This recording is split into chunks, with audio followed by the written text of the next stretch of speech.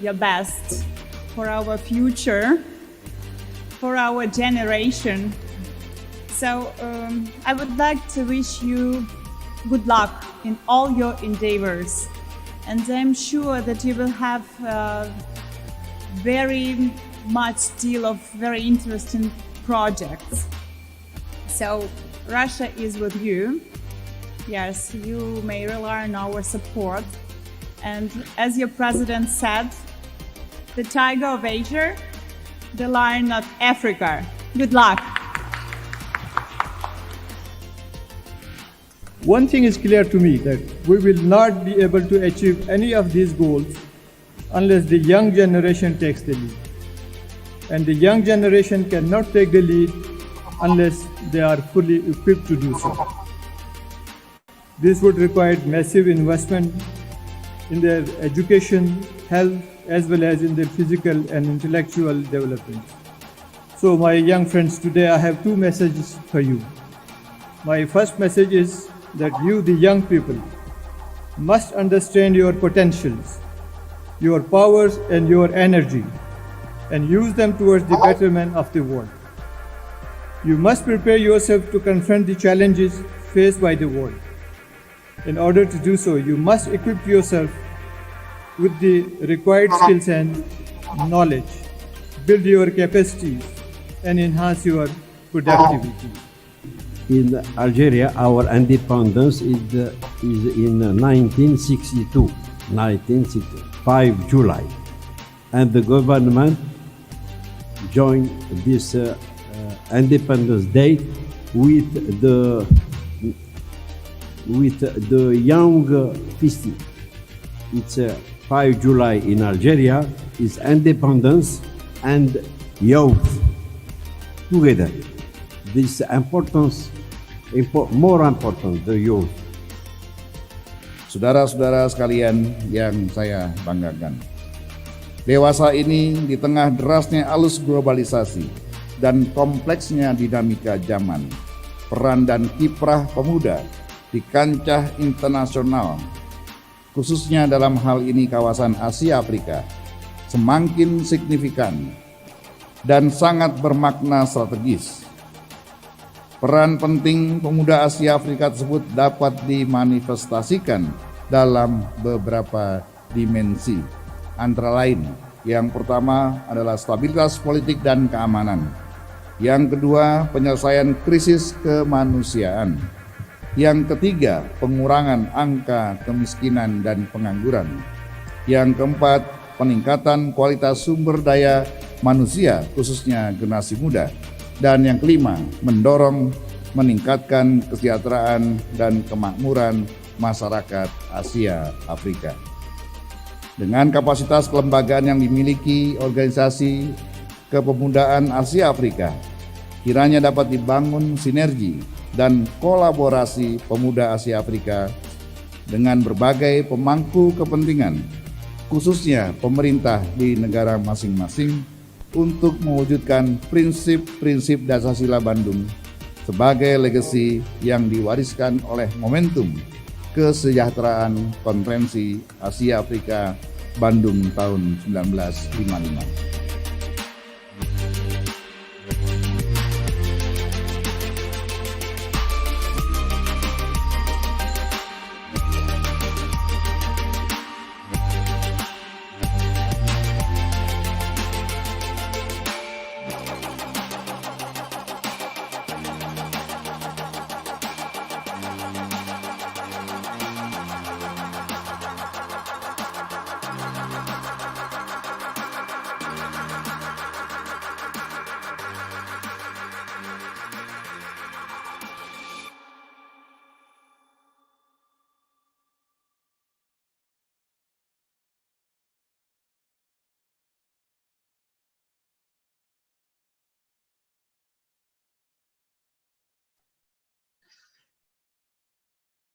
The COVID-19 pandemic has caused huge global socio-economic disruption in these last 2 years, which directly or indirectly affected all countries in the world.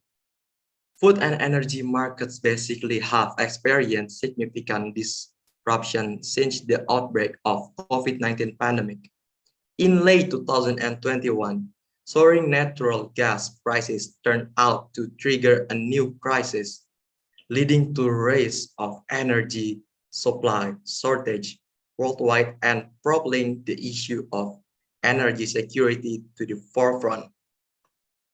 The effects of this economic disruption amplified it threatens countries that are not adept at managing the country amid the crisis, including Sri Lanka. Sri Lanka went bankrupt because Sri Lanka did not pay its debt even though they were due. The COVID-19 pandemic that hit tourism, mismanagement of the country finance, such as expensive projects that did not go away, and the provision of massive subsidies to its people, as well as corrupt government, were among the specific causes that pushed Sri Lanka into the abyss of bankruptcy. But before we discuss about that, I would like to invite the Vice President of ASEAN African Youth Government, Mr. Hussein Jibril Musa. The floor is yours.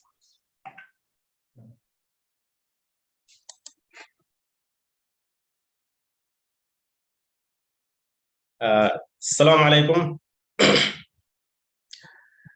بسم الله الرحمن الرحيم. ربي اشرح لي صدري ويسر لي امري واحلل عقدة من لساني يفقهوا قولي. Thank you so much, my brothers and sisters, for joining us in this great event. Today, we come together from Asia, Africa regions to discuss the issues of the impact of COVID-19 to the developing countries. And in this webinar, allow me also to thank all of you, especially our great participation from Indonesian University and also the great participant from all around the world. And first of all, dear brothers and sisters, allow me to say thank you so much to the Master of Ceremony, dear Rida, and also thank you so much to our Mrs. Ruhaima, and also thank you so much to our great speaker today, the first one, that's Huda Najib. Hello, Huda Najib, you hear me? Hello, Huda, you here with us?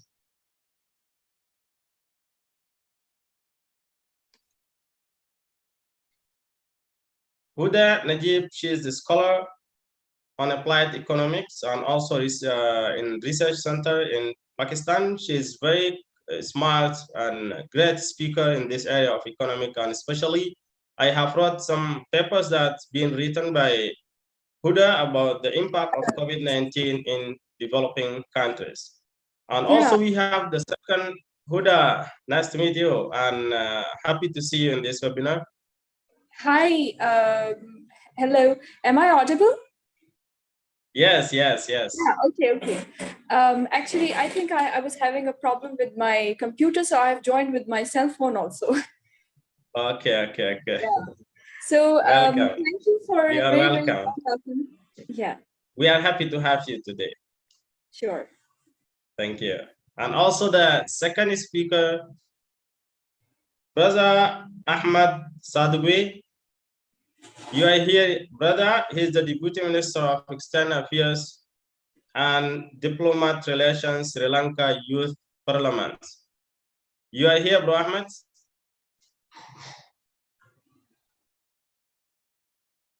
Hello.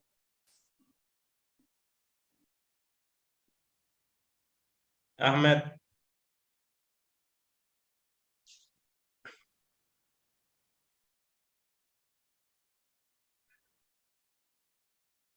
Okay, maybe Ahmed, he has a problem in his network. We hope that he can join us back.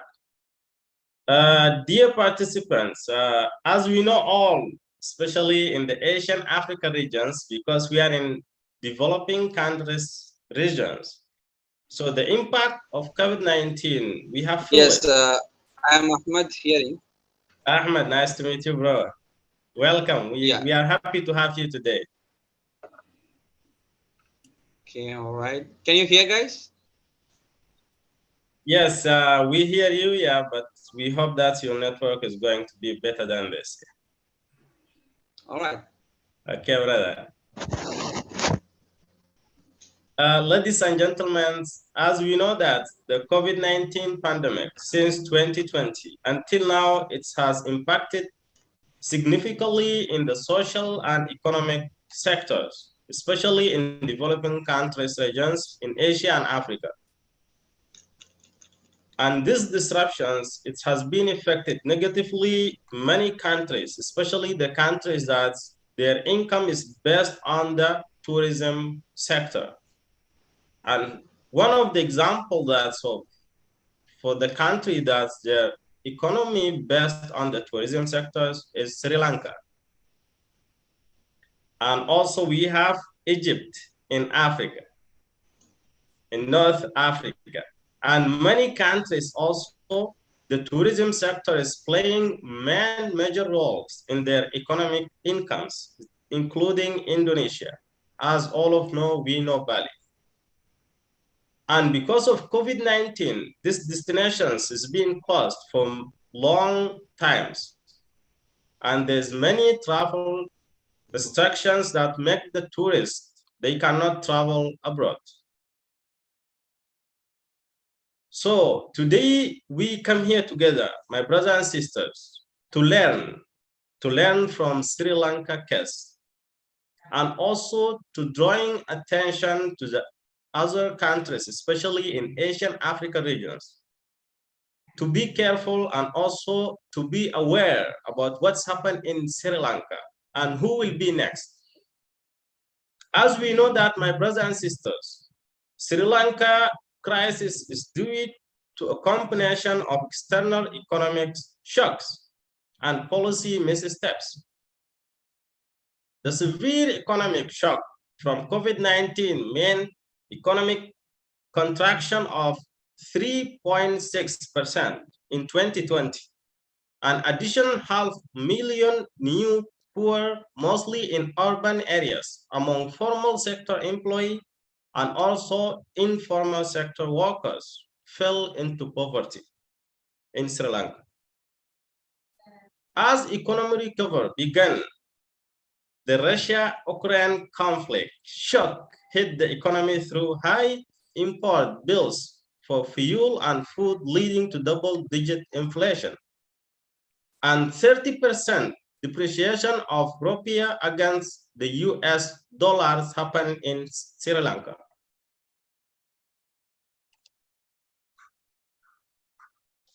The case that's happened in Sri Lanka, it's not new, guys.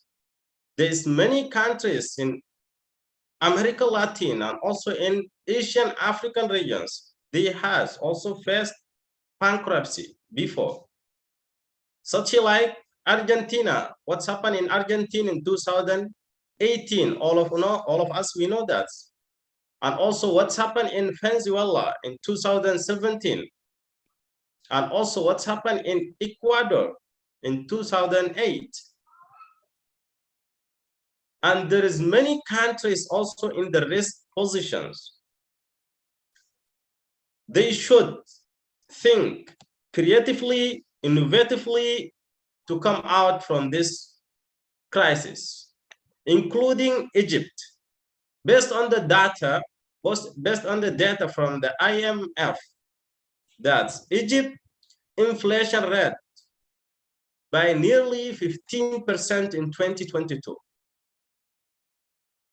And this put Egypt in dangerous situations. And also countries like Myanmar, Laos, Afghanistan, they are facing also some bankruptcy risk. They should be aware about it, and also those countries, they should think about the steps and also the strategic that they're gonna use it to come out from this risk. My brothers and sisters, we consider these events and initiatives, and also it's become an great discussions for us here as participants and also as the speakers to discuss together in this event to find a solution and also to promote solution to the Asian African countries to be aware about what will happen in the future due to COVID-19 pandemic and also due to global crisis that's happen around us. As we know, all of us that we know the impact of Russia-Ukraine war in African region, especially in the West African countries such as Senegal, Gambia, including Sierra Leone and Sudan, my country too, and also Egypt, and some Middle African countries, including Chad, Central Africa, Niger, and Togo. And also we come to the East Africa, Kenya, Uganda, Zambia, Tanzania, Rwanda, those countries also, they're in the same positions. That's why we see Rwanda now, it's going to use creative economy to come out from this crisis. So we hope together here, guys, my brothers and sisters, we discuss together and also we share our thoughts and experiences and our knowledge without any borders with our great speakers here, Mrs. Huda and also Mr. Ahmed, to come out with solutions and also to come out with great beneficial knowledge to give it and or to provide it to the developing countries in Asian Africa region to take lesson. Together, let's discuss these issues. Sri Lanka economic crisis as learning and also add the lesson to high debt countries, especially in Asian Africa regions. Lastly, I appreciate your attention and also appreciate your participations here. My greetings go to you, all of you in Asian Africa regions, and also to our president, Mr. Saddam, and also to the AAYG members. Thank you so much for joining this and also making these events happen. We hope all of us will discuss together to find and to get great solutions for Asian African countries. Let's be together, let's discuss together, and also let's hear carefully to our great speakers here. The Asian African Youth Government, the lion, the tiger of Asia, and the lion of Africa. Thank you so much, Mr. Rida, and thank you so much to all our participants. Assalamu alaikum wa rahmatullahi wa barakatuh. Waalaikumsalam warahmatullahi wabarakatuh. Thank you so much, Mr. Hussein. What a wonderful and warm, passionate welcome speech delivered by the Vice President of Asian African Youth Government, Mr. Hussein. Well, next we enter the main event, which will be guided by our moderator, Ms. Ruhima Rusdianti. Ms. Ruhima Rusdianti is one of the intern in Asian African Youth Government. She is undergraduate student and currently majoring international relations in Brawijaya University with an enthusiasm for international politics and economic studies. For Ms. Ruhima, the floor is yours. Thank you for the introduction, Riyad. Good afternoon all. Honorable Vice President of Asian African Youth Government, Mr. Hussein Jibril, Honorable Speakers, Mr. Ahmad Sadiq and Ms. Huda Najib Luni, and distinguished participants. I am Ruhima Rusdianti. It gives me a great pleasure to be the moderator for the international webinar which has the same Sri Lanka's economic crisis as a warning to high-debt countries. As we know, Sri Lanka crisis should be a wake-up call to other countries, highlighting the perils of sovereign debt in an area of political competition. Ladies and gentlemen, first, I'd like to read a brief introduction to our speakers. First, Mr. Ahmad Sadiq. Mr. Ahmad is a Bachelor of Business Management, special in Accountancy, University of Kelania, a chartered marketer, the Deputy Minister of External Affairs and Diplomatic Relations, Sri Lanka Youth Parliament, and the International Young Diplomat of Sri Lanka. Mr. Ahmad has a high interest in the sector of business management accountancy. Furthermore, Mr. Ahmad also active in Model United Nations activities. Ms. Huda Najib Luni is a Master of Philosophy Scholar at Applied Economy Research Center.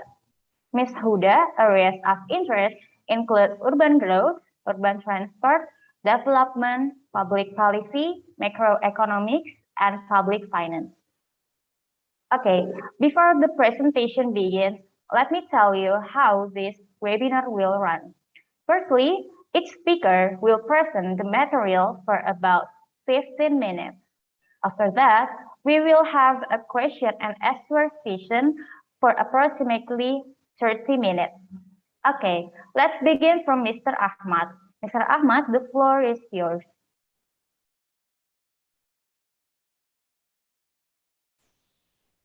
All right, thank you. Can you hear, guys? Yes. Okay, Bismillahirrahmanirrahim.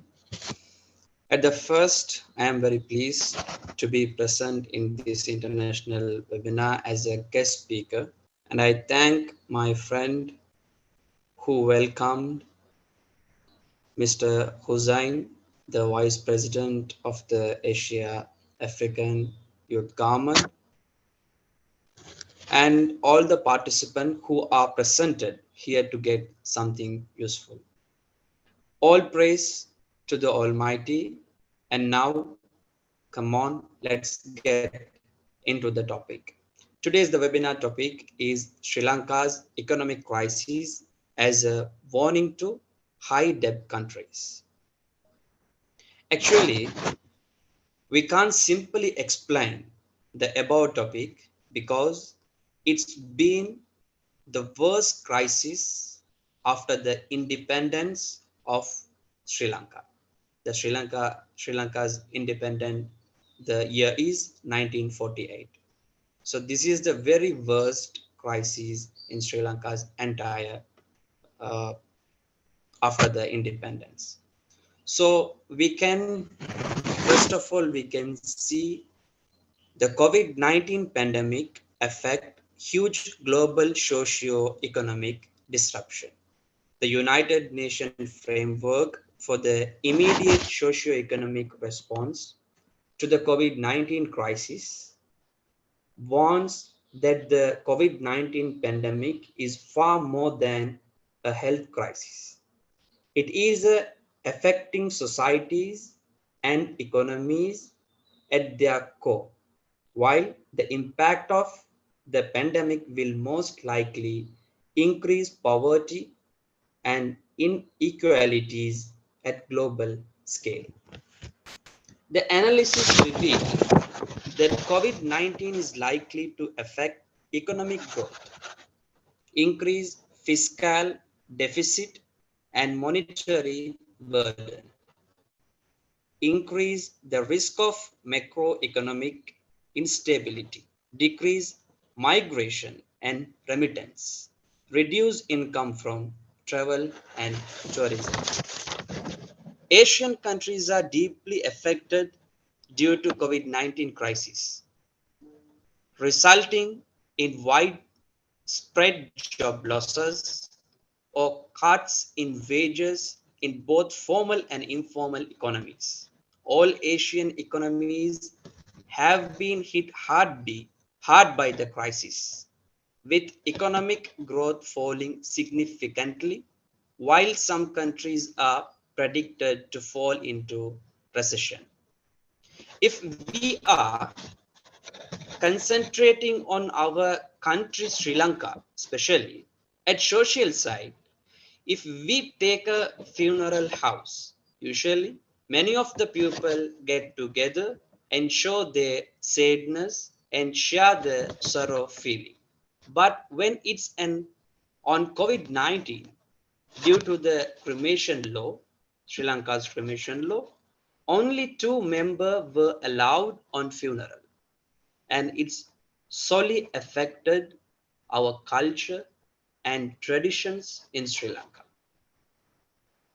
On the economic side, daily wage earning family members, families, all all are small and medium entrepreneurs. They were damaged totally to further down just because of the COVID-19 pandemic. And due to that, that entire country is dropped in economical side because 60% of the Sri Lankans are small and medium entrepreneurs, daily wage earning peoples.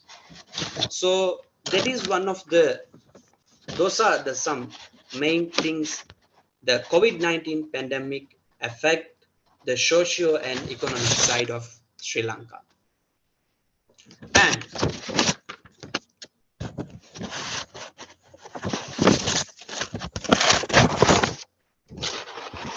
the economic performance in Sri Lanka during the start of COVID-19.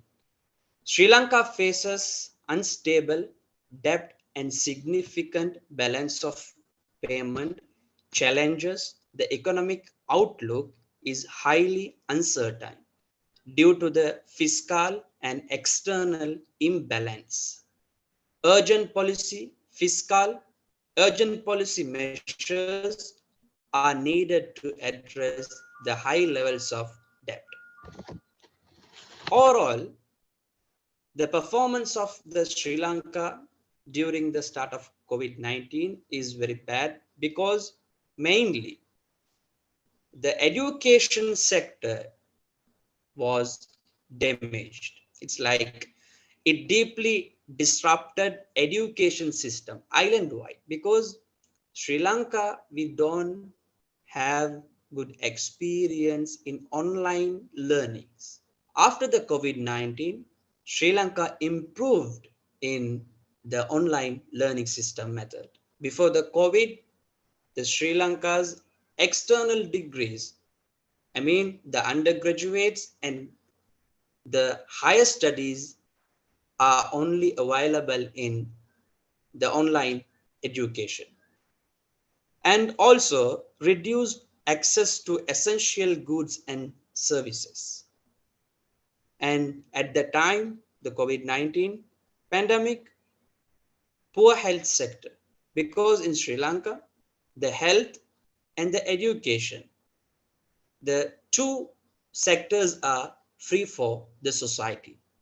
Health sector and education sector, the two sectors are free for the society.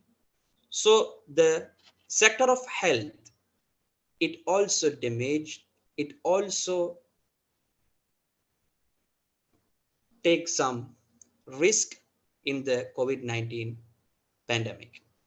And also the mismanagement of resources, especially the food system, as well as tourism affected sincerely. And also agriculture, exports, textile got damaged. Migration was totally spoiled. Couldn't travel for countries like, especially Arab countries. Most of Sri Lankans are going to earn to the Arab countries.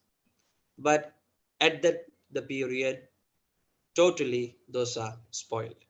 And Sri Lanka suddenly, the prices of goods rised and they were unbearable for most of the Sri Lankans.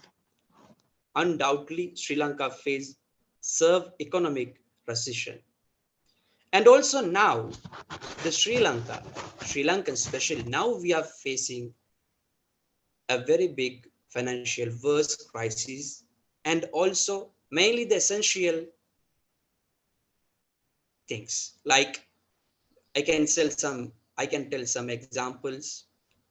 The lack of the oil, petrol, diesel, for an example. And also the very important for the Sri Lankan cooking method is gas. It is one of the important essential thing for the Sri Lankans. And also electricity. In Sri Lanka, usually they cut 3 hours for per day now. And before, I can't guarantee the conversation with you, I mean the with webinar, because of the cut of the electricity. Before 3 months in Sri Lanka, the government, they cut the electricity 5 hours per day in every day. In morning days, like 2.5 hours, and evening 2.5 hours. Now the morning 2 hours and the evening time is 1 hours, mostly 2.5 hours or 3 hours. So within these, schools are not working in Sri Lanka now. And also these are some essential, and especially the food we can see.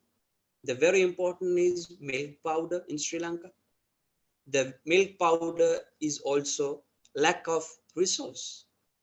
So those are some currently Sri Lankans facing some problems. And the main causes of Sri Lanka's bankruptcy. The causes of the crisis are the some of tax cuts, very big tax cuts, and money creations, external debt trap, fall of the foreign remittance. It's very, very big effects. And agriculture crisis, tourism.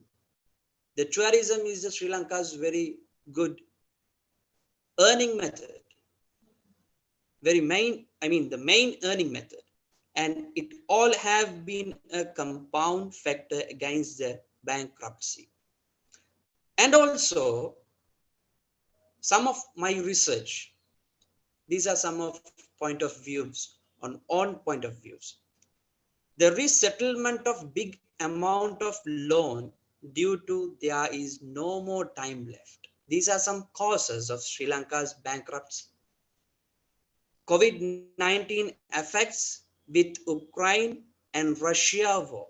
Ukraine-Russia conflict, it also totally spoiled Sri Lanka's bankruptcy because of Sri Lanka export more goods for Russia and Ukraine.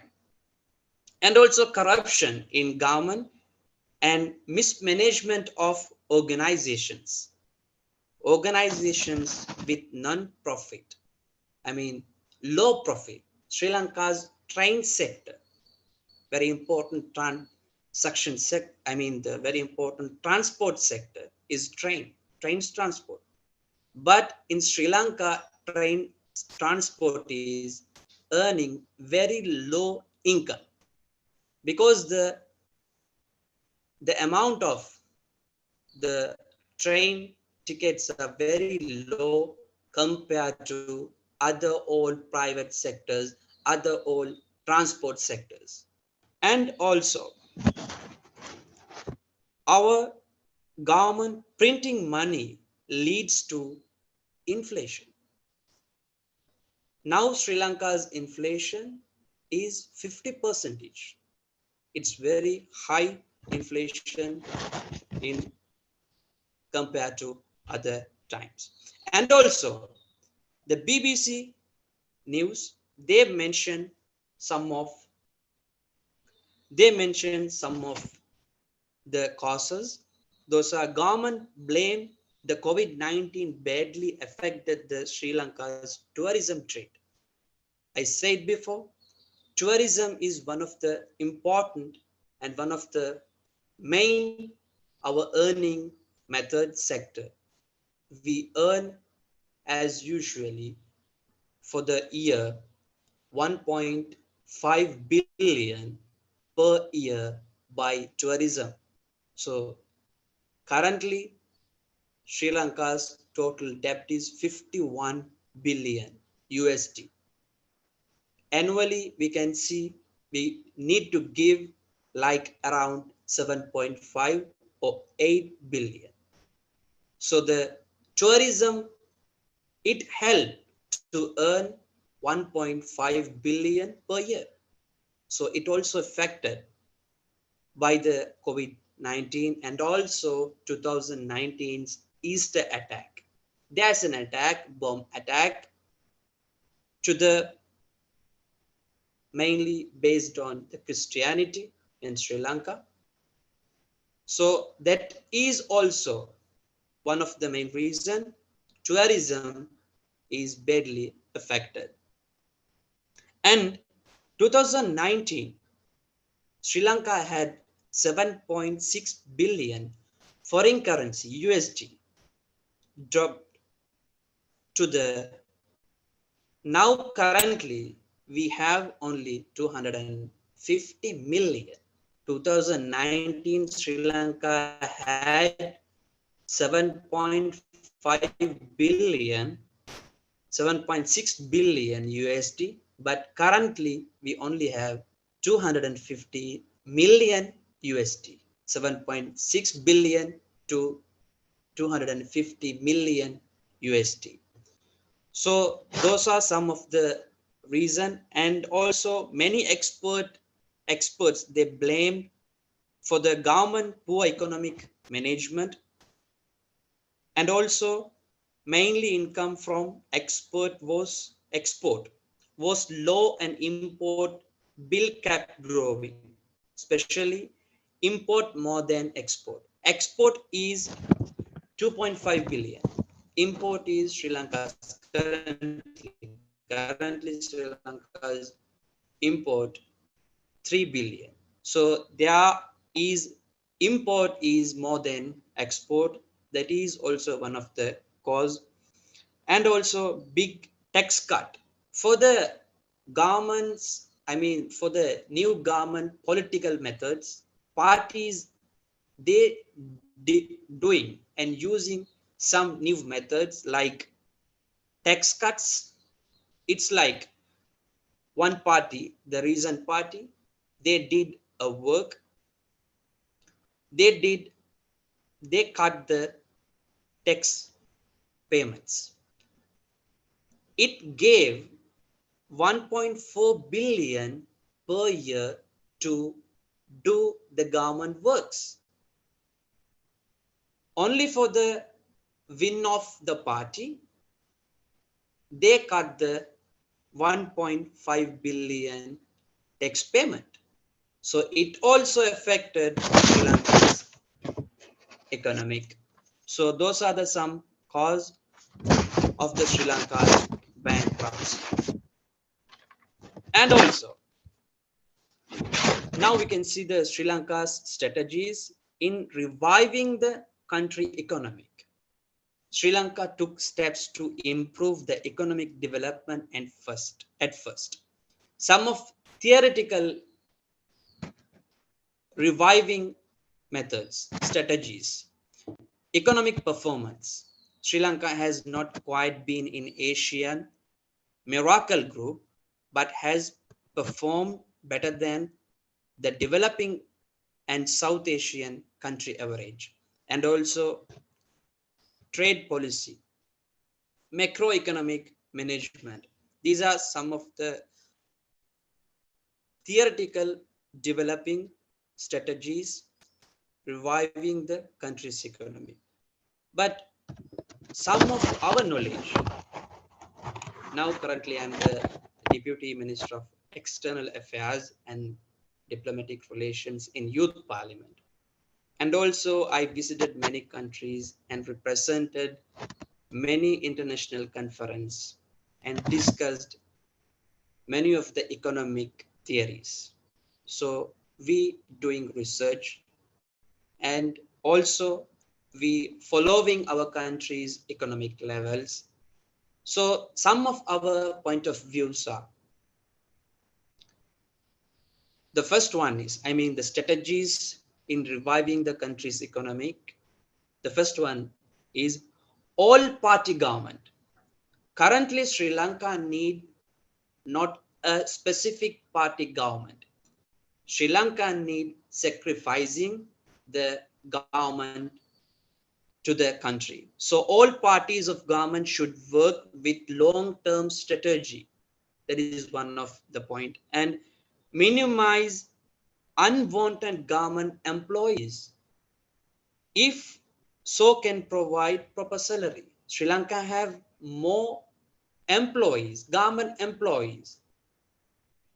Only by the parties and politicians, they promote the employees to the government. And good tax payment strategy and bank development, local as well as international. So improving the bank sector, it can be in good for future. And also trade policies, mainly foreign investment economies, foreign investment encouragement, and also the tourism development and migrant to other country like Bangladesh. So those are the some of strategies in reviving the country economy, and also how the international communities help Sri Lanka to overcome its crisis. The International Monetary Fund, IMF, they discussing a possible of 3 billion loan, but they request many policies. One of that required a stable government. In Sri Lanka currently, the Prime Minister of Sri Lanka, he was resigned, and the President of Sri Lanka, he also resigned because of the protest. The youngsters and the affected people, they protest against the government. So the overall last year party government almost resigned and went home. Currently, the new Prime Minister and the new party and the new president who governing the government. But currently the IMF, International Monetary Fund, they're requesting stable government. If Sri Lanka give or show a stable government, they will ready to give 3 billion loan to help Sri Lanka. That is one of the international help. And Sri Lanka asked Russia and Qatar to supply oil at low price to help and reduce the cost of petrol. For the the Sri Lanka asked Russia and Qatar to supply oil at low price, because currently Sri Lankans need very essential. The thing is fuel, petrol, diesel. So the government asked to the Russia and Qatar to supply oil at low prices. And G7 group of the countries, they had said it supports Sri Lanka to reduce its debt payment. And also World Bank agreed to give support 600 million USD to support Sri Lanka. And also there are India and China, usually they will help by loan, they giving some loan. So they also agreed to give loan to Sri Lanka. It's around like 1.9 billion to coming Yes. And also some of the embassies, they are helping some essential needs such as health, food, and other sectors like mainly Pakistan and USA, America, and Malaysia, Indonesia, Bangladesh, India. They help some of the essential uh, for some of the area and province people. So those are the international communities, the help of the international communities to overcome the Sri Lanka's the crisis. And finally, this is a very big lesson that could be learned by all communities of the world from Sri Lanka's bankruptcy. Other countries can learn, mainly in the Asia countries. We are in, we are getting some big debt for our country overworks. So there are some good, I mean, the other countries can learn by Sri Lanka's crisis. One is no investment in non-income asset. Sri Lanka did it. Sri Lanka got loan and did some very big investment, like did a very big airport, the second international airport in Sri Lanka, but it's going, I mean, went down. And also did a very big harbor project in Hambantota. It is also affected, and also did another cricket ground, sports ground. It's very big financial project. It also got down.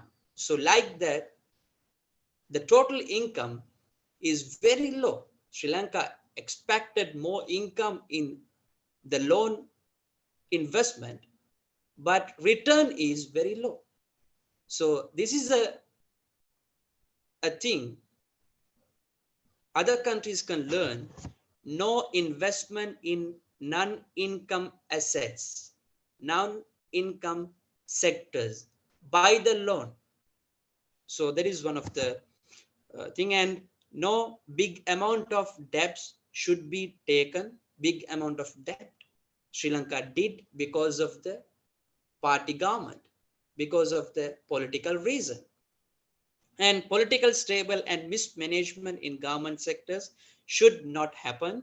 And profit earning government sectors, small, I mean, I mentioned before, the train transport system is very low earning method in Sri Lanka.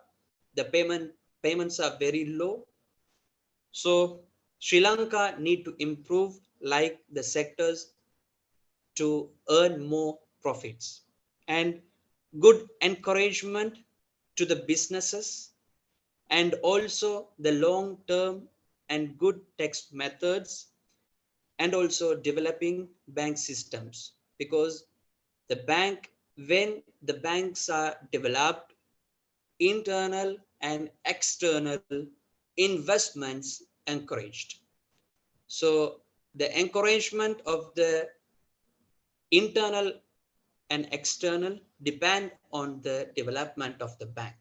So those are some the lessons that could be learned by all communities. And also the very important, there's another point, net benefits can results from going to the IMF early. When affecting a country, they need to go and speak with the international monetary funds. But Sri Lanka, they went very late because of the party government, because of the bad politic. The IMF, they mentioned they're requesting some good policies to agree with them. If the Sri Lanka agree with them, they will provide money. They will support to provide money. They will support to other countries to give some loans. But Sri Lanka not ready to accept the request of the IMF. So those are some of the very important things to learn by all communities of the world from Sri Lanka's bankruptcy. And I hope that all got what I expressed till now. And thank you for hearing it with eagerness. And I'm sure that it was very useful. Thank you.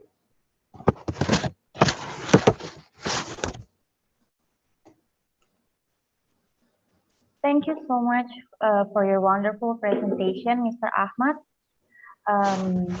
Now we continue to Ms. Huda. Ms. Huda, the floor is yours. Am I audible, Rohima? Yes, Ms. Okay. Assalamu alaikum to everyone. And thank you so much for this gracious welcome, especially by Mr. Hussain, and later followed by Rohima. And I think it's a very, very important and a very thought-provoking topic that we are discussing here. It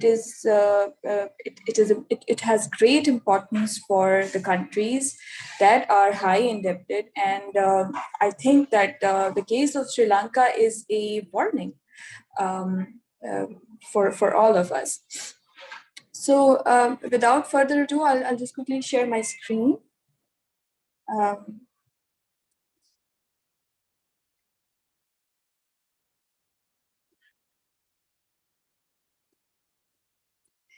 I think that Ahmed has pretty much summed up the whole.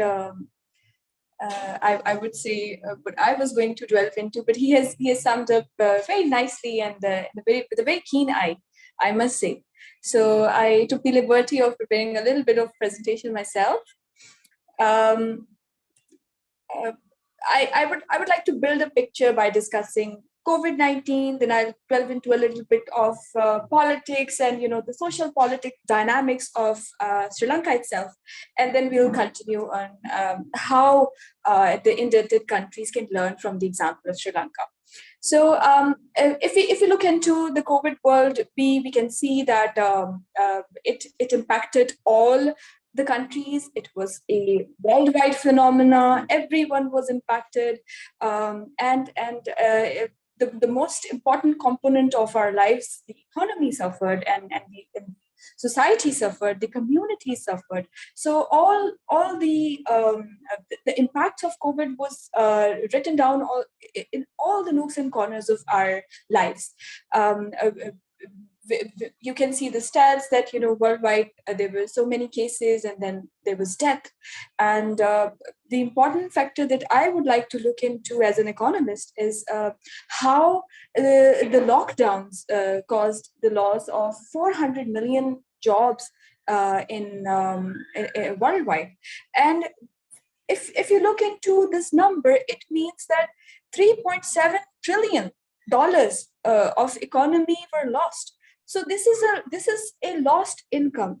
When this occurs, what happens is that in a circular flow of economy, if a laborer that has lost his money is unable to pay its bill, and if they are unable to pay their bills, the businesses suffer. When the businesses suffer, the overall economy suffers. So the overall economy, what happens is that it undergoes a deep recession, and then if the recession prolongs, it goes into a depression. So the global output, it was slashed by 8.5 trillion. This means that if there is not enough money, then there won't be enough money to buy food, and this triggers a hunger crisis. If you look into the SDG stats, they were pushed back 5 years, and the single most worst hit sector in SDG was poverty, followed by education, and they suffered greatly. If you look into the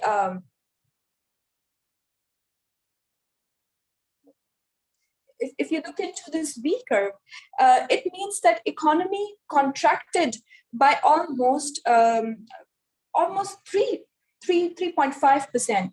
And while it was on its way to recovery, you can see another ridge forming by 2022, which is in fact, the Russian conflict, Russian-Ukraine conflict. And this is being shown by the data. So overall, what did the governments do to cushion the communities or the populations against the COVID crisis? The number one step was lockdowns. And then what economies did was they were providing some kind of income support or some kind of a stimulus in terms of safety nets. And they were just handing over money to the most poor tier of the economy. And this helps because this is a kind of step that cushions the most vulnerable people against hunger and or going down into extreme poverty. So IMF made a very comprehensive strategy for many countries, and it also loaned out many relief packages, and one of the recipients of those relief packages was also Pakistan, and we also received some kind of relief from the IMF during the COVID times. After that, the step of vaccination rollout came. The thing about vaccination is that developed world was very easy to vaccinate itself. It had the funds, it had the means to vaccinate itself and sort of recover the economy faster. But as we can see, because the low-income countries or the countries which were highly indebted, also this was further delayed, which again delayed the process of recovery for these countries.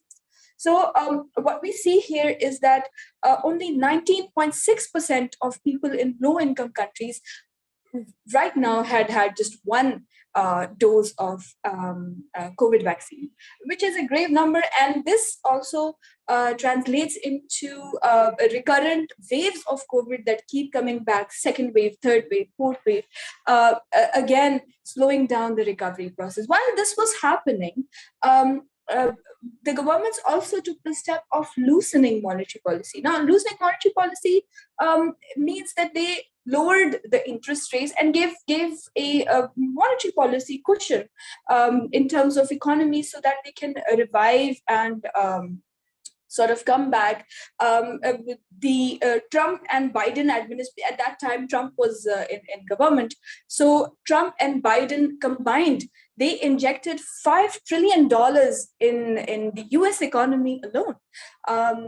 So which means that in terms of central bank measures, many policies were made in terms of reviving the economy by artificial measures, such as injecting a fiscal stimulus, as I explained, the Trump and Biden case. Okay, this sort of depiction of data is very important. You can see over here the little red island nation, which is Sri Lanka, had not begun any income support during the high time when the COVID wave was very high during June 2020. So in countries like Pakistan, India, and Cambodia, these countries, although they were giving some kind of relief to their publics, you can see over here this little Sri Lanka, the island nation, was not providing any sort of relief.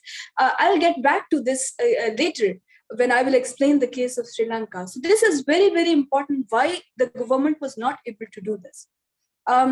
So moving ahead, you can see that the same situation in Africa. And although these are just numbers from June 2020, when you dwell down to the numbers in later in the year, in October, September, and so on, this graph did improve and it turns blue. So which means that even in Africa, a lot of income support was provided. Okay. So another important graph here is the COVID restrictions. So as you can see that this little island was highly restricted in terms of mobility, and this again I will explain it to you later, that how this also impacted the economy of Sri Lanka and all these other nations, that that we see that if mobility is restricted, if the economy is based on small businesses, small people, business economy, service economy, as in the case of Pakistan, how this impacts our overall economy, the growth, how it seizes the economy to move forward, and why it puts us in a debt situation or in a worse economic crisis situation. And similarly, a graph for Africa. So I'll begin with Sri Lanka now. So I think I have fairly built this background of COVID-19 and how it was impacting economies.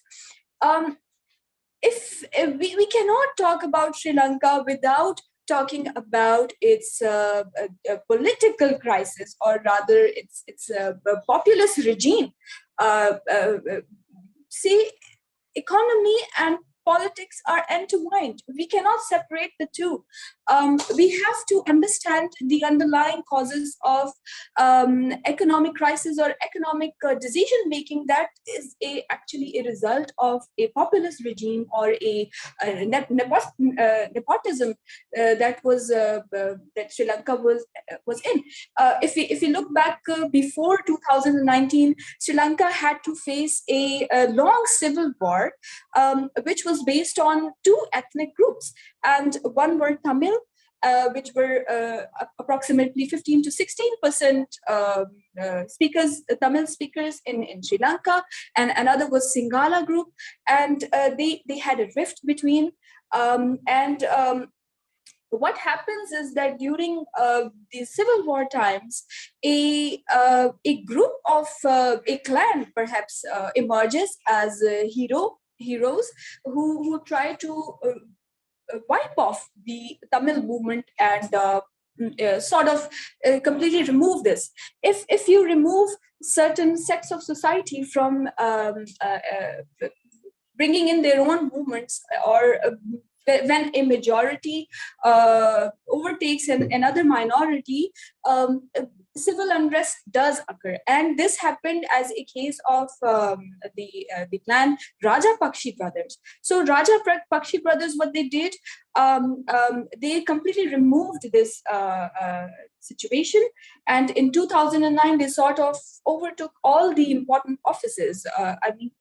By 2015, Rajapaksa family was they were a part of many important posts in the government, and 40 family members of Rajapaksa clan were within the government machinery, out of which Prime Minister was a Rajapaksa, President was a Rajapaksa, Finance Minister was a Rajapaksa, and Defense Minister was a Rajapaksa. This is a disaster. It means that all the same voices have been if I am talking something in a family and nothing goes out of the family, even if someone is bringing about a sane economic policy, I would not listen. Why? Because the power is confined to a one family, and this is a despotic case of nepotism. So this happened. This was the backdrop. What was happening with Sri Lanka. So in 2009, the government, what they did was they turned their focus in inward production, and this put a stress on local production and sales instead of exports and reliance on foreign goods. By 2015, because they were in very important positions, on the advice of some foreign delegates, it was decided that our country is going to have important tax cuts, and this sort of begin the turmoil. See, for countries like low-income countries, especially, or whose economy is completely dependent on, let's say, tourism or any other means other than export, because When you talk about deficit and deficit financing, the important factor for undergoing deficit financing is the CAD deficit, the current account deficit. Why the current account deficit occurs is because simply your import bill is higher than your exports. You do not have enough dollars to bridge the gap. And that's when the countries start to use their forex reserves and they start depleting, and the country goes bankrupt. This is exactly what happened in Sri Lanka in 2019 because of their significant tax cuts, which were already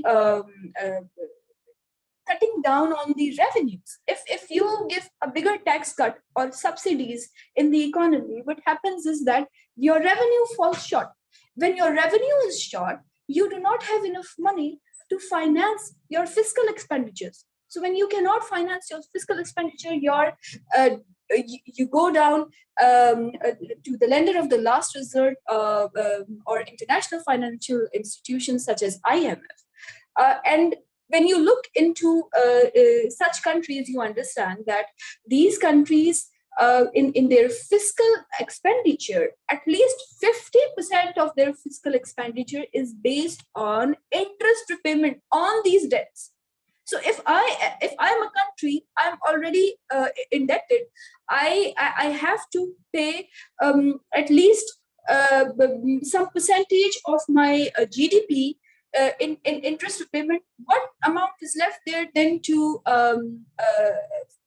for other kind of expenditures, such as safety nets, such as development expenditures, such as any government expenditures that I need to finance? Of course, I will go to another financial institution and take out some loan and then bridge the gap. This is a recurrent cycle. That's why countries like Sri Lanka have been caught in a debt trap. So moving forward, so this is also it has been said about Sri Lanka that their economy deteriorated because of tourism in 2020. Allow me to remind you that in 2019 there was an ISIS attack in Sri Lanka. That ISIS attack was already deteriorating their tourism. The tourism was already being somewhat impacted. And then came the catastrophe, which is known as 2020 COVID-19. So now that I have built the backdrop, this is what happened in Sri Lanka. These underlying causes are sort of a recipe for this disaster, and they were already in place. Sri Lanka was just a phenomena which was ready to explode, and COVID-19 just exposed of those facts. But the underlying causes, the structures, the lack of comprehensive policies at the government level for the repayments of such debts, or for revival of economy, for building exports, no such things were in place. That led to this crisis.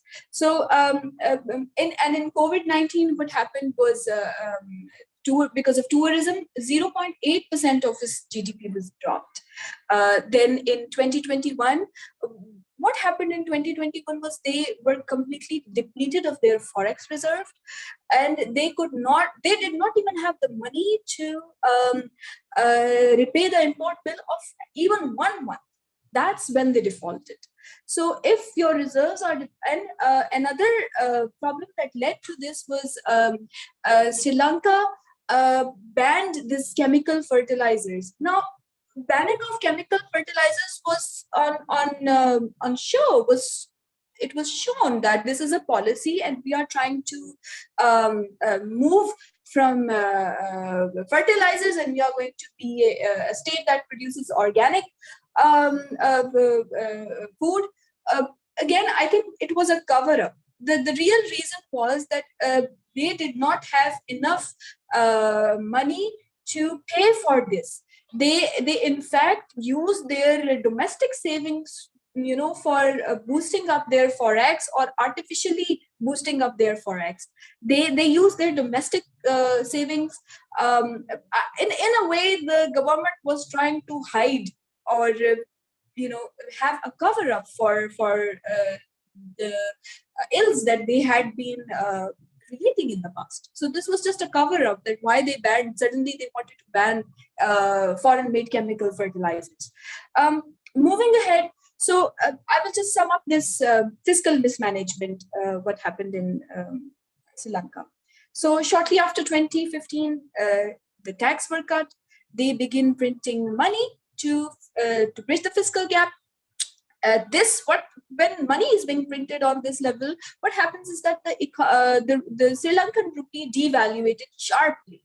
When that happens, again your import bill increases sharply, because then you have to pay the bill in dollars. And this Sri Lankan rupee and dollar parity, when the bridge will be widened, of course your import bill and so on and so forth will be wider as a consequence. So this and when that happened, three currency crises came in Sri Lanka, and then they did not even have $150 million, which could could be used for paying their import bill, their food essentials, the medical essentials. If, for instance, oil is stopped in a country, the first thing that happens in any countries that relies on oil as its primary input in terms of producing their electricity, as is the case of Pakistan. So if oil import, you cannot import oil, the first thing that happens is extreme power shortages, which happened in Sri Lanka, and followed by high inflation, and so this is also some data that I have compiled, so I will not get into this. I'll just directly go to inflation. So the consumer inflation reached 39% at the end of May. And by this time, the inflation is 54.6%, which means that 22 million people in Sri Lanka have lost their ability to purchase everyday goods. For example, if the price of wheat is high, if the price of oil is high, all these essential items, essential food items, essential medical items, if the price is too high, it means the impoverished, the already weak in the economy, they are not cushioned. And when we have seen the case, this is what we are talking about May. I showed you through the graph that in June 2020, Sri Lanka did not have any money to provide any kind of income support to its lower tiers.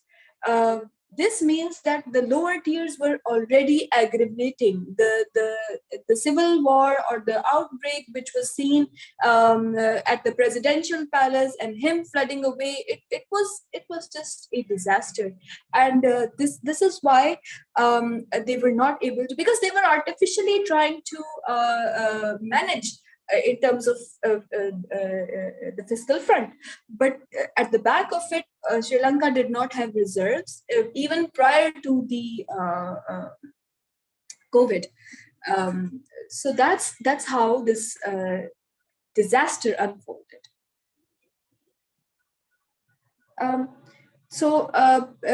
Now that the PM he fled, he resigned, he was replaced by Ranil Wickremesinghe. Important thing about Ranil Wickremesinghe is that he was one of the statements back in from the 1980s. So apparently he has assumed the presidential office as a acting president. The issue here is that until and unless Sri Lanka does not have any government in place or a government structure in place, it is very highly unlikely that any deal with IMF would be fruitful. However, IMF has, as my fellow speaker said earlier, that IMF did have, they have promised, I think apparently 3.9 billion bailout, but that cannot be in place in as long as there is no office, because because there is no guarantee of that loan being repaid again. So a comprehensive strategy is required for solving the problem of Sri Lankan crisis. So the role of what is the role of other countries? Although India and China have agreed, another important point that is being discussed in the news is the loan of China. That the China Sri Lanka owes a lot of loan to China, but that's not true. Sri Lanka owes only a part of their loan to China, but most of it comes from Japan and other institutions, including the Asian Development Bank.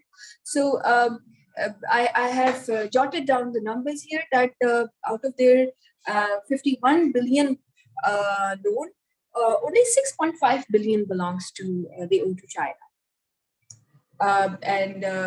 So G7 countries have also agreed in helping them. World Bank has agreed is $6 million that my fellow speaker said. So I will just move ahead to another point. So what do we learn from all this Sri Lankan crisis, this crisis of a beautiful, I would say, if anyone has visited Sri Lanka, it's a marvelous country. It's beautiful. It is gifted. It's so resourceful, and it's a tragedy that it had to undergo such a catastrophe at the hands of the clan that overtook Sri Lanka. So what do we learn from this island nation? Bloomberg Sovereignty Debt Vulnerability Ranking, they have released this ranking, which includes the countries that are high default risk. So if you take a look at these countries, most of them are from Asia and again, Africa, El Salvador, Ghana, Tunisia, Pakistan, Egypt, Kenya, Argentina, Ukraine. I think that Ukraine should be somewhere higher in this risk, because Ukraine has the risk of not just defaulting, but completely a collapse of economy because of the ongoing war. But however, this list is based on the government bond yields, the 5-year credit swap spread, interest expense as a percentage of GDP, which I have already explained it to you, government debt as a percentage. So if your interest expense as a percentage of GDP is very high and the government debt to GDP ratio is very, very high, so the countries fall into what is noted as a risk of defaulting. One of the reasons for increasing higher prices of import bill is the price of oil, which keeps on increasing because of the ongoing Ukraine-Russian conflict. So this is also going to put these economies under a lot of stress. So I have jotted down some of the steps on what these economies should do as a plausible way in terms of managing their economy. What the countries here should do is that if let's say if I am to talk about El Salvador, they have annual interest payments equal to 4.9% of their GDP, which is very, very high. And their outstanding debts are equal to 86.2% of the GDP. So what a country like El Salvador should do? This country should first it needs to cut down all the non-essential import that is coming in order to reduce the import. As a short term, what can these countries do is first try to reduce their import bill by first cutting all these essential import items, non-essential items. The second thing that they can do here is rationing of petroleum. Rationing is a step that was used in World War. What this does is that if the only the fuel would be used for important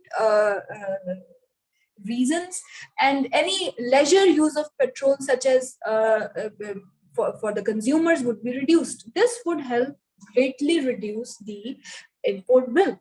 The second step these countries can do is, because the oil prices are increasing, they should keep on increasing this price burden right onto the consumers.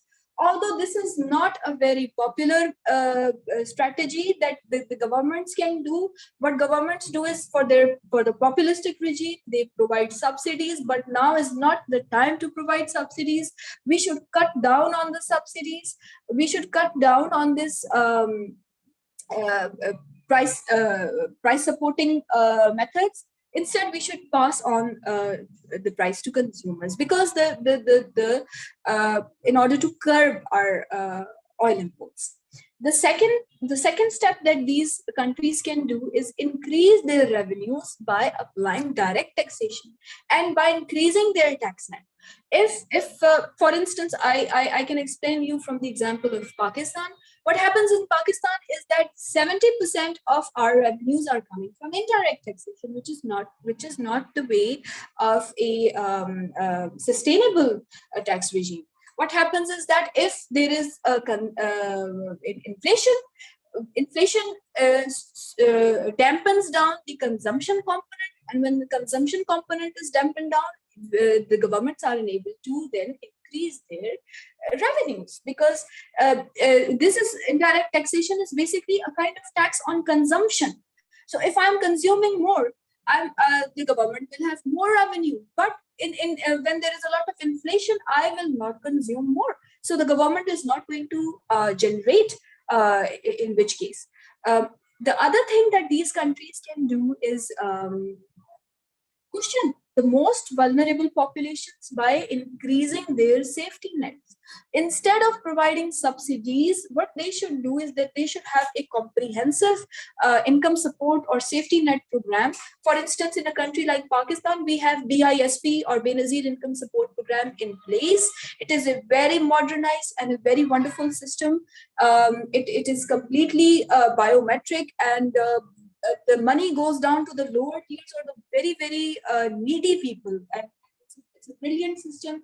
These countries can adapt such system and have income support programs in place that ensures that this money is going to the people and stopping them from falling down into extreme poverty or extreme levels of poverty, and is providing some kind of health support as well. So these countries are in a sort of debt financing ventilators. I can say that these countries are already in ICU. They have debt financing ventilators. We cannot remove them from the ventilator in a short term, but the long-term strategy should be there so that these economies can come off from the ventilator. And that requires a comprehensive structural economic plan in place by improving their institutional structures, by creating a sort of strategy which is sustainable long term, by increasing their export base. When the countries can increase their export base in different horizontals and verticals, only then this country would be competitive in a long term to bring some dollars at home, which only come by exports. We cannot rely on debt financing for long. We have to earn for our country in order to balance our CAD deficits, which is a common case with these high indebted countries. Although there is nothing wrong with debt financing, countries like America debt finance, but those are not essentially for repayment of their interests. Those are for development. The structure of the debts that they finance is completely different. Those are for development and different components of the federal expenditure components.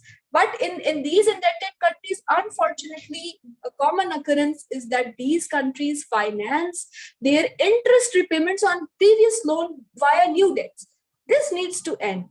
With this, I think I have summed it up pretty well. So Rahima, over to you, and thank you for listening to me with the patience. Thank you so much. Thank you so much, Ms. Huda, for your wonderful presentation.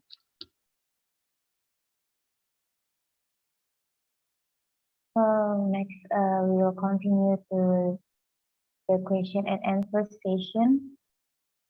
Maybe any participant want to give a question?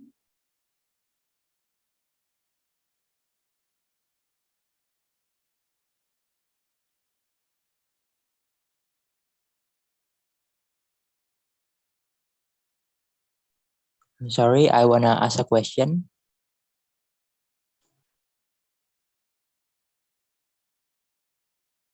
Am I audible?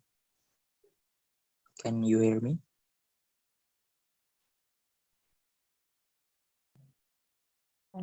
Yes. Okay, Assalamualaikum warahmatullahi wabarakatuh. Let me introduce myself. My name is Dimas Misbal Munir from Indonesia, and I'm from Set Islamic University of Raden Masa at Jakarta. First of all, I want to apologize that I can turn on my camera because of my internet problem. And also, thank you to Mr. Ahmad and Mr. Ahmad Sadiq and Mrs. Huda for the great explanation. Mr. Ahmad, as you stated before, that the corruption in the government is one of the main cause of Sri Lanka's bankruptcy. And I have read in some news, like in BBC News and the others news, that the government in Sri Lanka is controlled by the Rajapaksa's family or dynasty, where the president is Gotabaya Rajapaksa and the prime minister is Mahindu Rajapaksa, which is his brother. This is called as a nepotism, right? The president made several fatal mistakes and decisions that made the country in a bankrupt situation and made the people and society angry, especially at the Rajapaksa family. And actually, my question is about how can nepotism harm a country so that it can cause an economic crisis or problem, or even worse, a bankruptcy situation like happening in Sri Lanka right now. And my next question is how to prevent the situation so that cannot happen in other developing countries like in Asia and Africa. Do you get my question?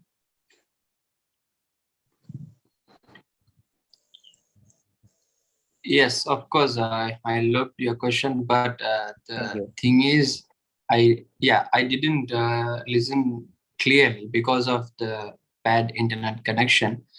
Can you please ask again the question?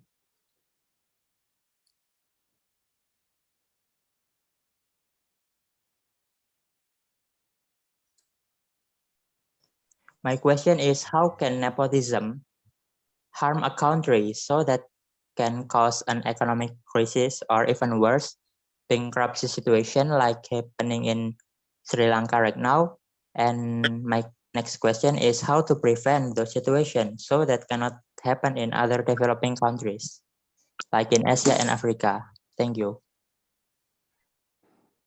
Yes, thank you very much. I got your question. The nepotism in Sri Lanka's government is not within 10 years or 15 years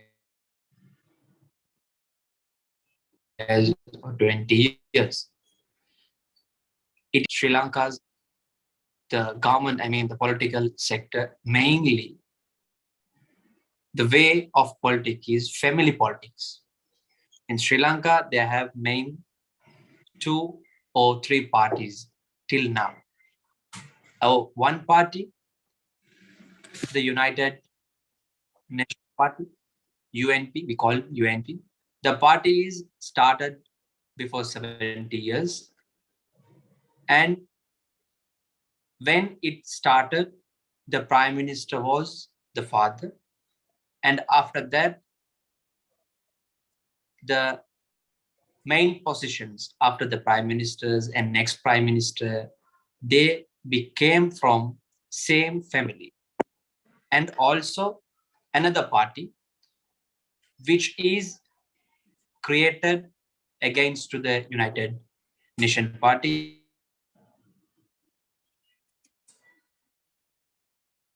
UN. That party started one of the Bandara Nayaka, the Prime Minister of President of the Sri Lanka, and after the death of Bandaranaike, next Prime Minister and also former President. So continue over 70 years, not in just 10 or 15 years. So after the independence of Sri Lanka, mainly the family members, they are ruling the country, not even the educated pupils or the political sector educated pupils. They are lack because of the nepotism. Sri Lanka mainly ruling by two parties. The two parties are based on the families, and also that is the main thing. Is it's continuing now. Currently, a new party. It became most powerful and also most famousful because of some of the main thing is Sri Lanka mainly they did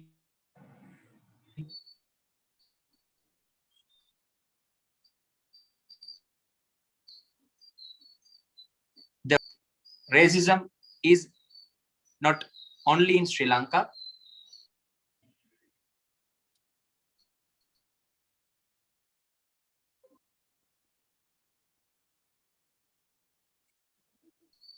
Racism also in other countries like India, Indian politics, Asian countries, racisms to becoming those are the currently happening in Sri Lanka. One party, before Huda mentioned that the president is Rajapaksa and also the prime minister and finance minister and also the defense minister and also more than 15, 20 government organizing secretaries and also the governing part bodies, one family ruling there. So currently there is one of the thing, but the political nepotism is not only for 20 years or 15 years. It's continuing 70 years. So in future, the educated society, the youngsters of the Sri Lanka, they need to concern that. So now it's happening. We protest against the corruption of the government. So other countries, they need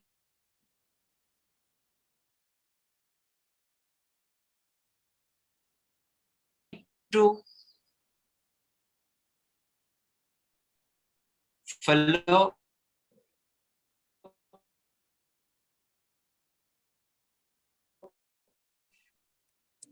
and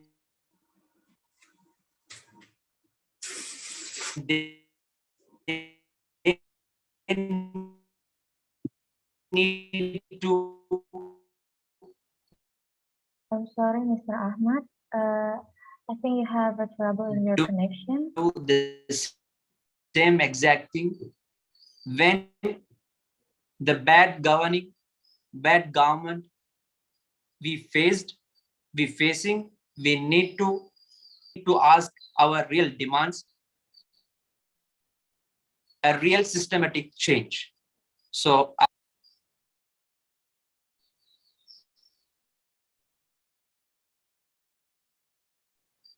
I'm sorry, Mr. Ahmad. We cannot hear you clearly.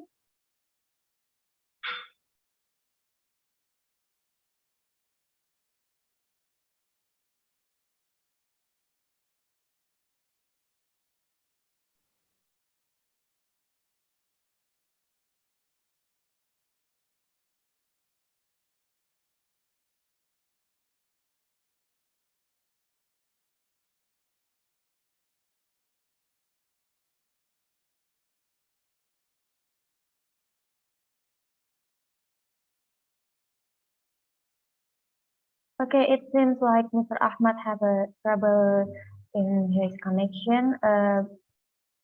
We can continue to Miss Huda maybe.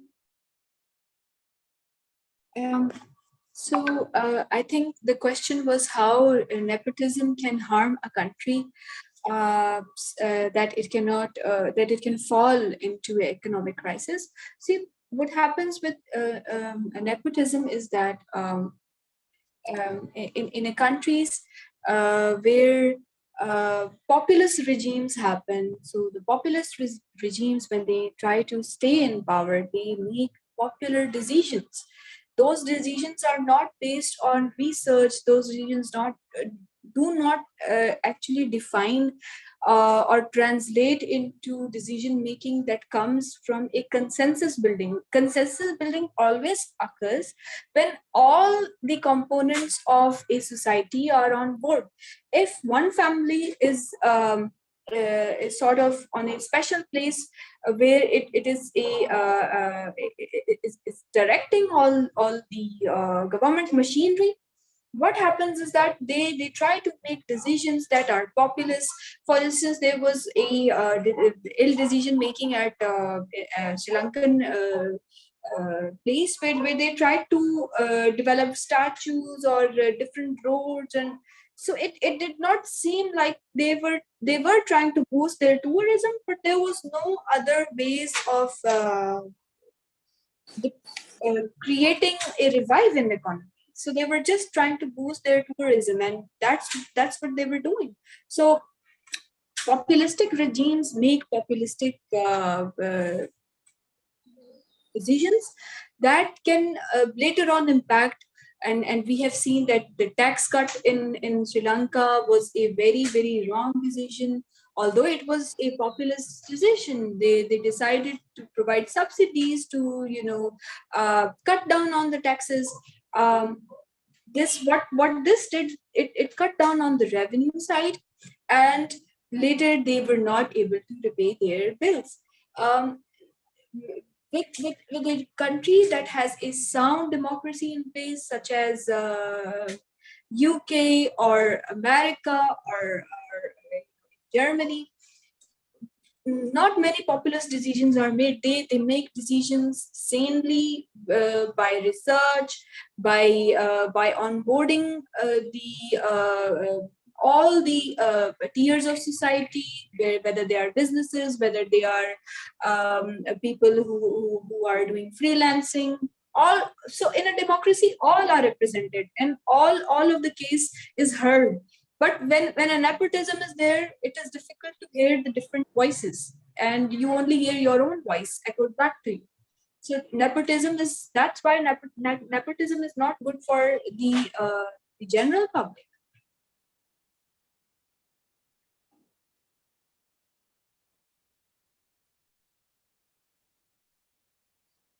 Yeah, am I audible? Yes, please. Yeah, so therefore, in a democracy, for instance, if you take a look back in history, all the nepotist regime were despotic. They were very rigorous of the way they saw other people, such as you must have heard this quote from Marie Antoinette. She was so oblivious of the problem that were occurring down at the lower tiers of the society, that she said that if they cannot have bread, let them eat cake. So it's very, very difficult to hear the voices other than your own. That's why nepotistic regimes are detrimental to economy, detrimental to society, and that's why civil war occurs. That's what we have learned from the history. That's what happened with French Revolution. That's what happened later with Stalin. So this is a common occurrence.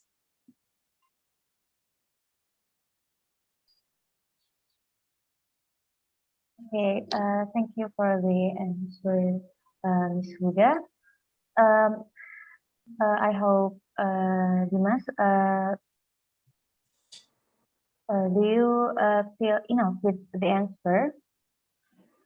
Yes, it's very clear. Thank you for the explanation, Ms. Huda and Mr. Ahmad. Thank you.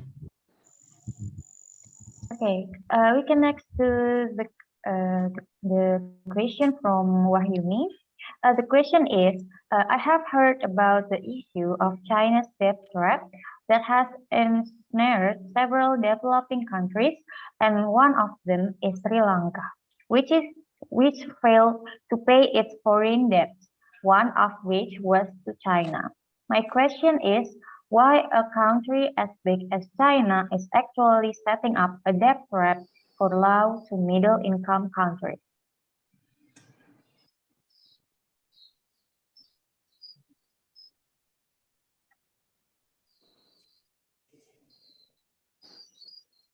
Yes, am I audible? Yes. So I think that no other country is trying to set a debt trap.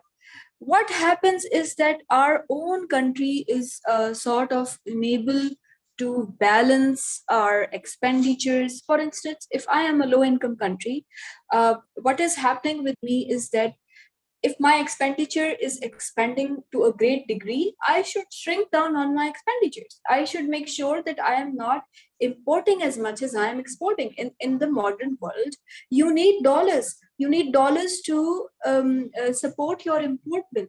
And if you are not having enough dollar income in terms of export earnings, you will essentially fall into a situation where you are not able to meet your fiscal expenditures, which a country always makes during their any fiscal year, which comes down in terms of budget, in which they present their complete policy of how they are going to what were their revenues this year, what they generated this year, how much they are in deficit, for instance, how much is our expenditure and how much is our revenue. And if there is a bridge, for instance, there is a deficit, if the revenues are low but the expenditures are high, the countries take the loan to actually bridge that gap. So if the fiscal expenditures include things like the payments for the government employees, the payments for any development expenditure, the payments for military, health, education. So there is a complete distribution of all that comes from the revenue, which is taxation.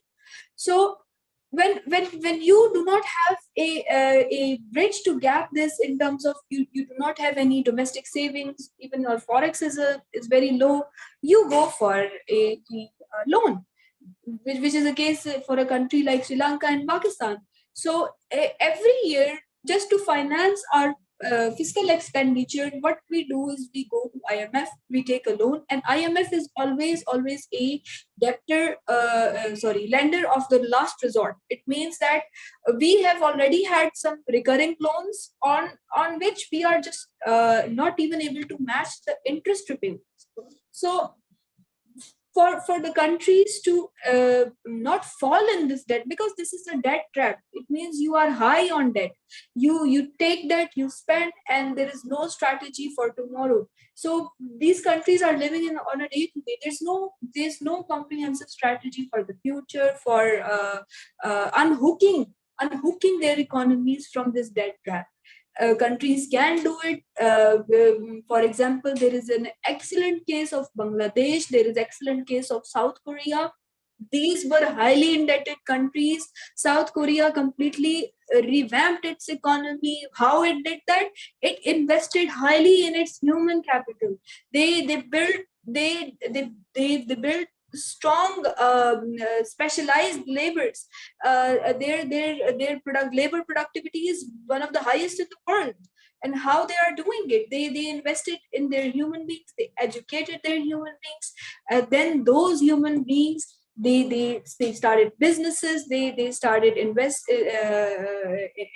And when you actually put a lot in your human capital, the high labor productivity, it attracts foreign direct investment. So this is a good case of South Korea, where they even completely eradicated poverty. Now their income per capita is higher than $40,000. It's amazing. their success story is amazing. They were also a highly indebted country after the North and South war, which occurred in the 1950s. So I think that should justify my answer. For yes, for that question, we can add like I mean the countries of China, like they have good financial stable, and also politically the country is very stable.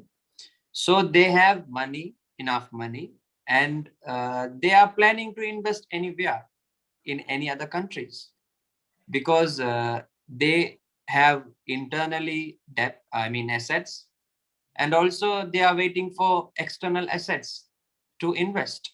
If like Sri Lanka or Pakistan or any other Asian countries, they are offering a good agreement, or they are offering a good offers to invest, I mean the good return, the countries like China, they double okay to invest for the countries like Sri Lanka. And also Sri Lanka, that's mentioned before, Ms. Huda mentioned, Sri Lanka got many debts, many loans, and invested unwanted assets. The assets and the investment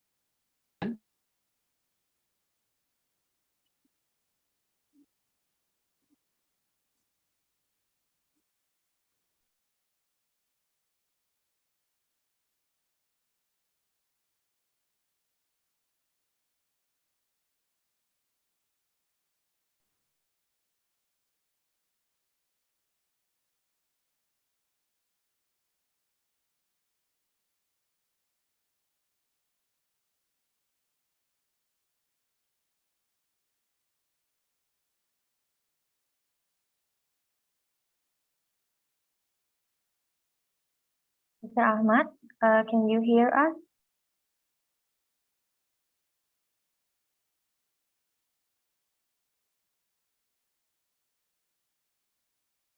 I think Mr. Ahmad will have a trouble in connection.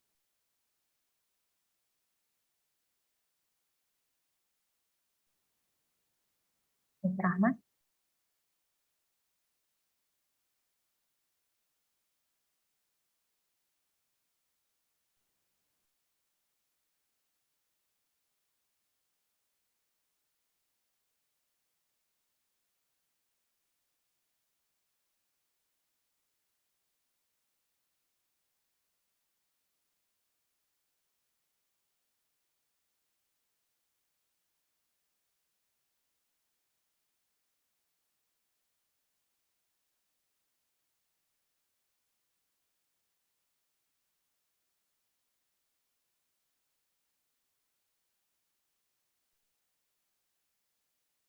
Mr. Ahmad, we apologize. Yeah. Okay. Ahmad, you can. Yes, I think so. Those are some of the informations. If a country politically and also economically, when they getting stable, they are ready to invest anywhere for the good offers.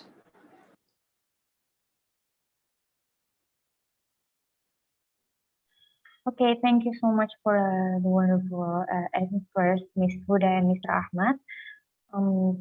Now I want to give a conclusion of all of the webinar season. For Mr. Ahmad, Mr. Ahmad said that the lessons from this Sri Lanka crisis is no investment in non-income assets, no big amount of debt should be taken. Net benefit can result from going to the IMF early and strengthen safety nets to mitigate poverty. And then in the conclusion of Ms. Huda is the high-tech countries to pay attention to government bond yield, 5-year credit default swap rate, interest expense as a percentage of GDP, and government debt as a percentage of GDP. Okay, I think there is enough for me, and I will bring this webinar back to our Master of Ceremony. The floor is yours. Thank you very much, Ms. Rohima, who has guided the main event very well and very wonderful. All right, let's get to the next agenda. The next agenda will be delivering a certificate of appreciation for the speakers, which will be followed by photo session.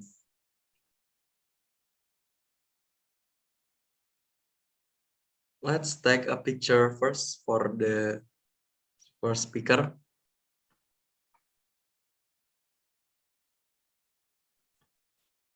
Okay. 3, 2, 1, smile. Once again. 3, 2, 1, smile. Okay, next.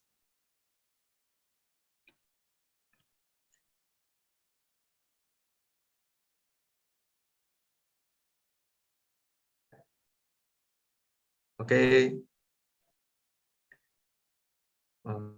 Wait a second. 3, 2, 1, smile.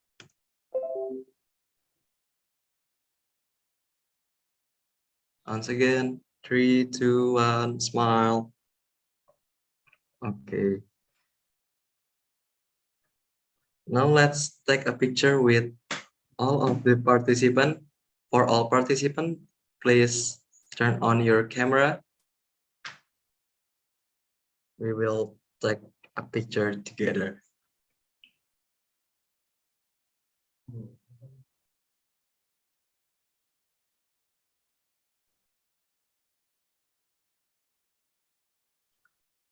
Okay, for all participants, let's give your best smile. 3, 2, 1, say cheese. Cheese. Okay. Once again, give me your best smile for all of the participants. 3, 2, 1, say cheese. Cheese. Okay. Thank you very much.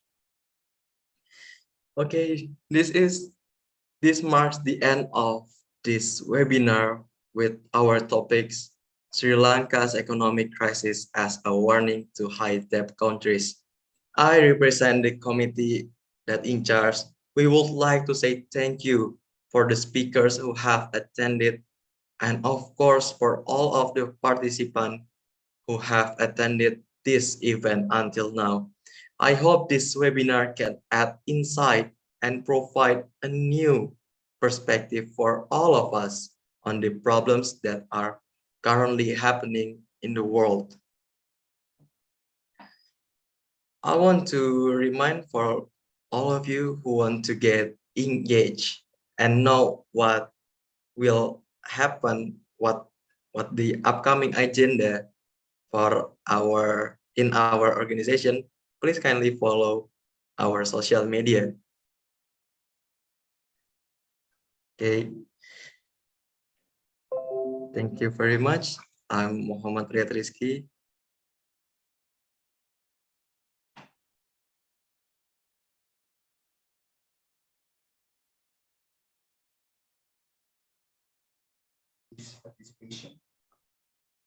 Once again, thank you very much for all of the participants and speakers. And see you in the next webinar. Assalamualaikum warahmatullahi wabarakatuh. ASEAN African Youth Government the tiger of Asia, the lion of Africa.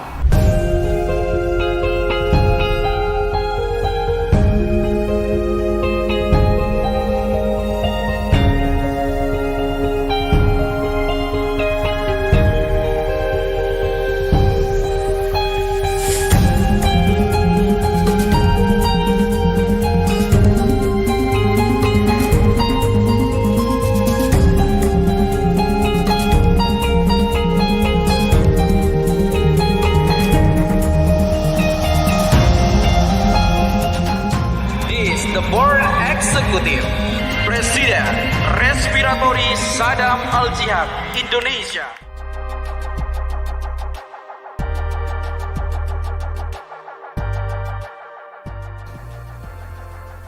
I promise you, as President of Asian African Youth Government, I will do my very best as we, all of AAYG administrators, have a strong commitment to develop this organization. It will be a pleasure to work with you. Unfortunately, it has been 67 years since the ASEAN African Conference in 1955. The principle of Dasar Sila Bandung, human rights, integrity, sovereignty, equality for all ethnics and nations, and the principle of togetherness are still fully unachieved. The highest poverty, unemployment, hunger, educational disparity, humanitarian crisis, environment destruction, and corruption occur in a number of ASEAN and African countries. Those has been further increased the present COVID-19. The geopolitical situation is quite complex today, but I'm sure that great expectations are put to the youth. You are our future, and I hope that ASEAN African Youth Government will do your best for our future, for our generation. So I would like to wish you good luck in all your endeavors, and I'm sure that you will have very much deal of very interesting projects. So Russia is with you. Yes, you may rely on our support. And as your president said, the tiger of Asia, the lion of Africa. Good luck. One thing is clear to me, that we will not be able to achieve any of these goals unless the young generation takes the lead. And the young generation cannot take the lead unless they are fully equipped to do so. This would require massive investment in their education, health, as well as in their physical and intellectual development. So my young friends, today I have two messages for you. My first message is that you, the young people, must understand your potentials, your powers and your energy, and use them towards the betterment of the world. You must prepare yourself to confront the challenges faced by the world. In order to do so, you must equip yourself with the required skills and knowledge, build your capacities, and enhance your productivity. In Algeria, our independence is in 1962, 5 July. And the government joined this Independence Day with the young festival. It's 5 July in Algeria is independence and youth together. This importance, more important, the youth.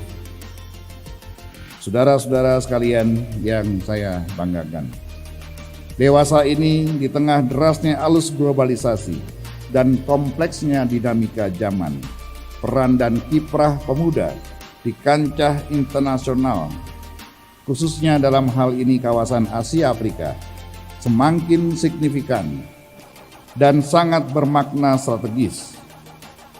Peran penting pemuda Asia Afrika tersebut dapat dimanifestasikan dalam beberapa dimensi, antara lain yang pertama adalah stabilitas politik dan keamanan, yang kedua penyelesaian krisis kemanusiaan, yang ketiga pengurangan angka kemiskinan dan pengangguran, yang keempat peningkatan kualitas sumber daya manusia khususnya generasi muda, dan yang kelima mendorong meningkatkan kesejahteraan dan kemakmuran masyarakat Asia Afrika.